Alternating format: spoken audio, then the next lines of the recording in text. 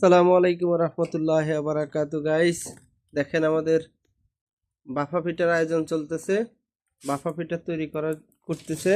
আর এই যে বাফা পিঠা তৈরি করছে কিছু। এই যে বাফা পিঠা, এই যে বাফা পিঠার জন্য যে যেগুলো লাগবে ওগুলা উপকরণ যেগুলো লাগবে, বাফা পিঠার জন্য উপকরণ যা যা কিছু লাগবে ওই ওই সকল কিছু এখানে রাখা আছে। আর এই যে বাফা পিঠা, এই যে পাপা পিঠা তৈরি করা হয়েছে একটা এখন।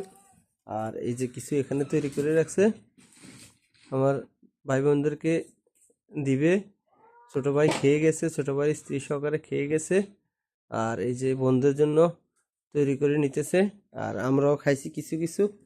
দেখেন, আপনারা যদি খাবেন তাহলে আসেন, এখন খেতে পারবেন। কোনো পয়সা লাগবে না, টাকা লাগবে না।